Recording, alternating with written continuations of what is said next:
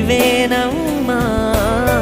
மசக்கைகள் மயக்கம் கொண்டு படிசாயும் வாழை தண்டு சுமையல்ல வாரம் சுகம்தான் அம்மா.